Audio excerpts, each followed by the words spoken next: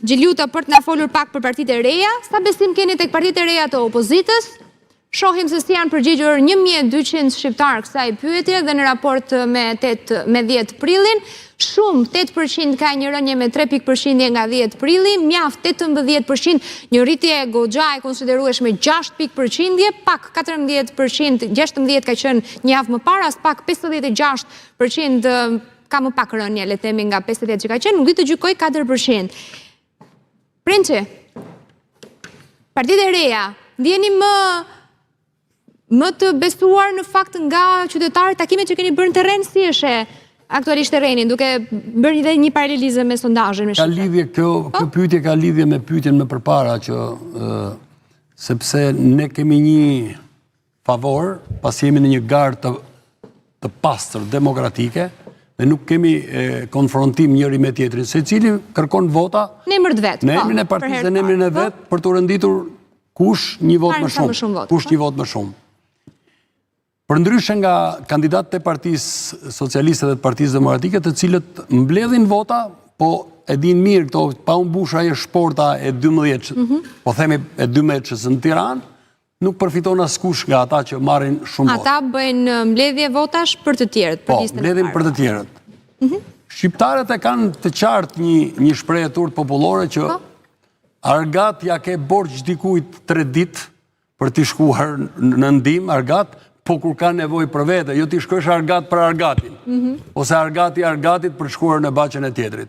Në këtë këndvështrim, prandaj dhe kanë probleme 2 partitë e mëdha, kanë probleme, një pjesë të tyre janë shumë të qetë, sepse ata 12 që janë të qetë sepse janë në deputet sigurt, një pjesë janë shumë të qetë sepse nuk luftojnë për votën, pasi e din shumë mirë se nuk mund t'jenë as të 5-shja apo 4-shja për te listës mbyllur të Partia Socialiste apo për te 12 të Partia Demokratike, çka do të thotë që e kanë të pamundur dhe bëhen pesimist në garën për të cilën, ndërsa unë luftoj qoftë edhe për një vot, sepse më shtohet vota dhe duke luftuar për një vot më shumë, them rri me shpresën dhe jam i bindur, dhe personalisht jam shumë i bindur që do t'ja dal, sepse kam disa arsyet e mia edhe disa prioritete që besoj dhe kam të drejtë dhe moralin të kërkoj votën për te komunitetit Dibran në Tiranë edhe komuniteteve tjera, të majtëve dhe të djathëve, sepse unë ju përfaqësoj. Dhe me mua nuk tallet kush, pasi e kam treguar që nuk merrem peng nga pushteti apo nga krerët e partive. E qartë. Kthupi, më lexo pak shifrat në një përkthim që mund t'i bësh. 18, 14 shkon diku tek 20, tek 20%, nëse marrim minimumin pak deri te shumë. Niveli lart që për partitë e reja shumë i lartë, shumë mirë. Ju bën optimist? Është shumë mirë. Po unë preferoj të fokusohem ka pjesa si për shumë dhe mjaftë. Ndërmjet njerëzve që janë të vullnetshëm votoj partitë e reja, kjo është pjesa që është pjesa realisht e vullnetshme, që të shkoj dhe të votoj një parti të re.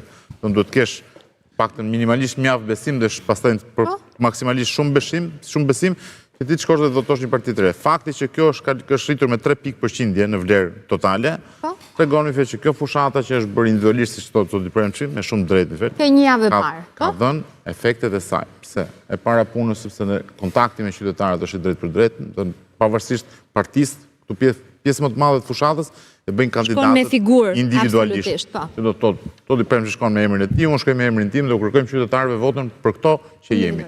Dhe kjo pastaj ndikon në atë që është vlera dhe partisë politike që ne përfaqësojmë, sepse shtohet besimi në raport me kontaktin qytetar. Është një gjë të kesh kontakt nëpërmjet televizorit me qytetarët dhe me votuesit, dhe është një gjë të kesh një kontakt drejt për drejt. Fizik, po. Tu vjen ndihmë edhe fakti që po të shikoni të krahasonin mbrapsht, do vini re që paktën PD-ja ka filluar të zbresë në nivelin e pëlqyeshmërisë, unë do doja të shikoja person për të parë nëse është do të zbresë dhe ajo njësoj si PD-ja, që do të thotë partitë e reja. Kryesisht partitë e reja kanë kafshuar djathtas. Kryesisht.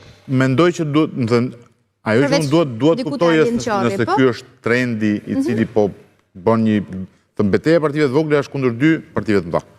Ajo që kërkohet është të marrin votat të 2 partive të mëdha, në mënyrë që këto 2 partitë janë pa afta si njëra si tjetra për të ndërtuar një koalicion, një majorancë qeverisëse.